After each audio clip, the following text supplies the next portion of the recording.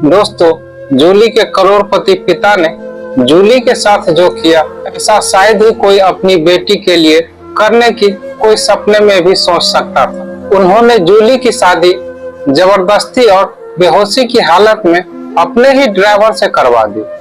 उन्होंने ऐसा क्यों किया, सच्चाई जान जूली के भी होश उड़ गए। नमस्कार दोस्तों, मैं बी सिंह। आज की जो कहानी सुनाने वाला हूँ वह गुजरात के सूरत शहर की है। यह कहानी आपको भी बहुत पसंद आएगी, इसीलिए वीडियो को पूरा देखिए और हमारे चैनल पर नए हो तो चैनल को सब्सक्राइब करके वीडियो को एक लाइक जरूर कर दीजिए ताकि हमारा हौसला बढ़ता रहे। चलिए शुरू से शुरू करते हैं आज की कहानी। दोस्तों, जूली गुजरात के सूरत शहर में रहती है। जूली के पापा ने जो जूली के साथ किया वो शायद ही कोई सोच सकता था। जूली अपने पापा की इकलौती बेटी है। वो बहुत ही रईस परिवार से है। बचपन से ही जूली को ऐशो आराम की आदत है।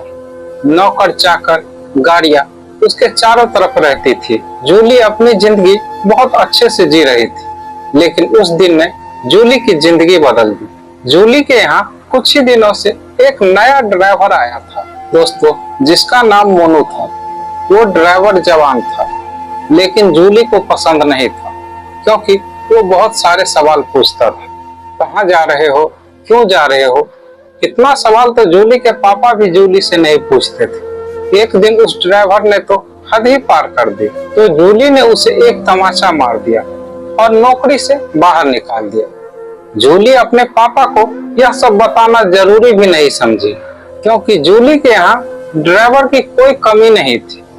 लेकिन उस दिन के बाद जो जूली के साथ होने वाला था, वो जूली को भी नहीं पता था कि मेरे साथ कुछ ऐसा होने वाला है। दोस्तों, एक दिन जब जूली सुबह उठी तो उसके कमरे में वही ड्राइवर था जिसे जूली ने थप्पड़ मारकर नौकरी से बाहर निकाली थी। वो ड्राइवर इतनी सिक्योरिटी के बाद भी जूली के कमरे में कैसे आ गया, ये बात जूली को भी समझ नहीं आ रहा था। दोस्तों, जूली को लगा मैंने उसे थप्पड़ मारा था, इसी का बदला लेने के लिए यहाँ आया। जूली ने कहा, तुम यहाँ क्या कर रहे हो? वो बोला, मैं तुम्हारा पति हूँ। रात को तुम्हारे पापा ने मेरी शादी तुमसे करवा दी। जूली बोली, तुम पागल हो? मेरे पापा तुमसे शादी क्यों करवाएंगे? और शादी हो गई, मुझे पता भी नहीं चला। फिर मोनू ने कहा, मोनू वो था जो ड्राइवर था जिसे जूली ने नौकरी से निकाल दिया था। मुझे पता था कि तुम मेरी बात नहीं मानोगी, इसीलिए मैं तुम्हें तस्वीरें दिखाता हूँ। उसने अपने मोबाइल में जूली की शादी की तस्वीरें दिखाई। वो सच बोल रहा था। जूली उसके साथ मंडप पर बैठी थी और जूली को होश नहीं था, और उसके पापा भी जूली का कन्यादान करते हुए उस तस्वीर में दिखाई दे रहे थे। जूली को भरोसा नहीं हुआ कि मेरे पापा जो मुझसे इतना प्यार करते थे, वो मेरी शादी बिना मेरी मर्जी के बेहोशी की हालत में एक ड्राइवर से कैसे करवा सकते हैं। दोस्तों, जूली उसी समय अपने पापा के पास गई। उसने पापा से कहा कि पापा, यह सब क्या है? यह कोई नाटक है? इस ड्राइवर के साथ मेरी शादी करवा दी, वो भी बेहोश करके। आप मेरे साथ ऐसा कैसे कर सकते हैं? दोस्तों, जूली के पापा ने कहा कि हम मजबूर हैं। जूली ने कहा, हम मजबूर हैं?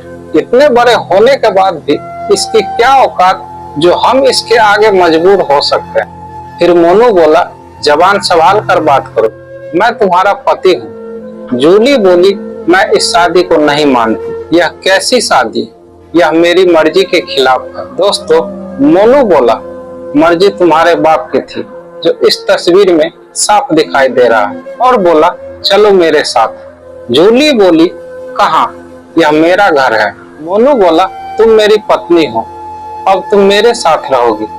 अगर नहीं मानी तो यह तस्वीर मीडिया में जाएगी। जूली के पापा चुपचाप यह तमाशा देख रहे थे। मोनू ने जूली का हाथ जोर से पकड़ा और खींचकर उसे ले जाने लगा।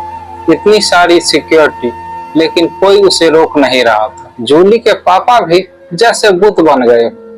दोस्तों, जूली रोती रही और मोनू जूली का हाथ खींचकर उसे ले जाता रहा। जूली को नहीं पता कि उसके पापा की क्या मजबूरी थी, पर इन सब के बीच उसकी जिंदगी का बहुत बड़ा मजाक हो रहा था। मोनू जूली को अपने घर ले गया। जूली को वह घर नहीं पिंजरा लग रहा था। दोस्तों, एक छोटा सा कमरा था। बाथरूम के लिए भी कमरे से बाहर जाना पड़ता था। मोनू ने कहा कि यही तुम्हारा घर है, यहीं पे तुम्हें खाना भी खाना है। उसके बाद मोनू वहां से चला गया।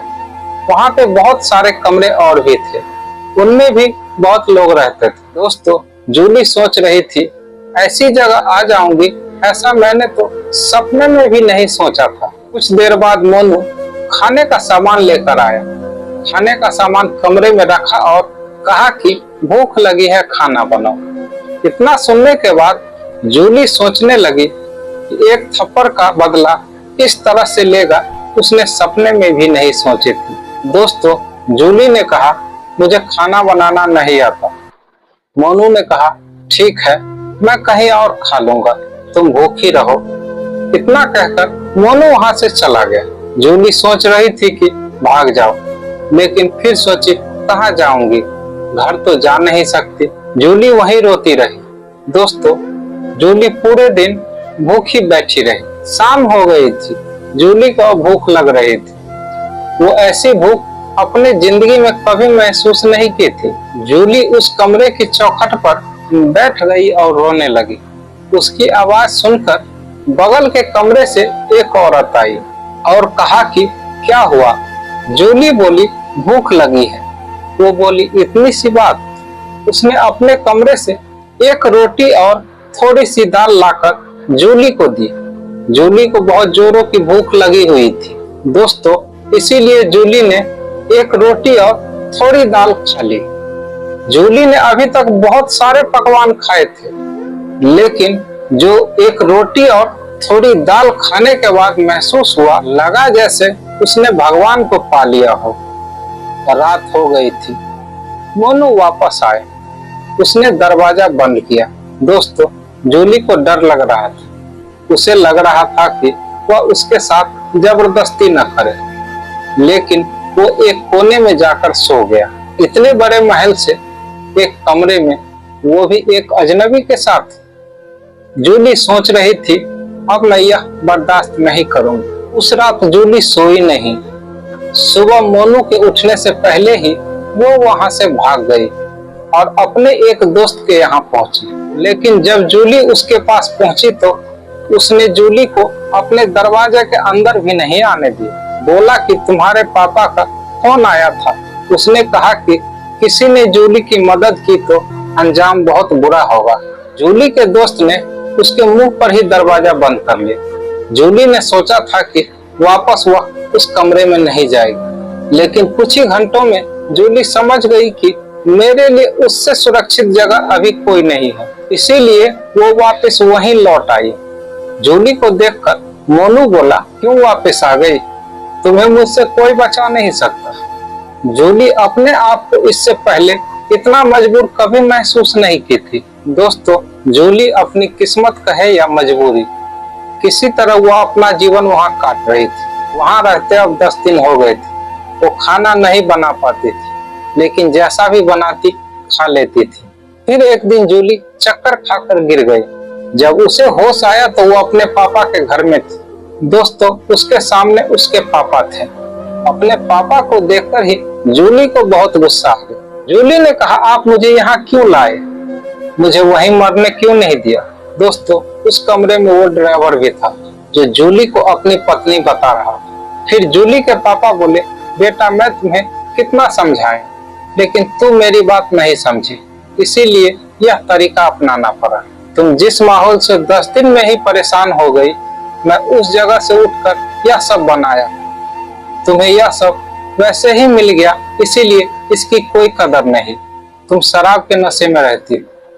हमारे घर में जो काम करते हैं उसे तुम इंसान तक नहीं समझते। इतने नौकरों को तो तुमने मुझसे छिपा कर निकाल दिया। तुम्हें पता है नौकरी क्या होती है?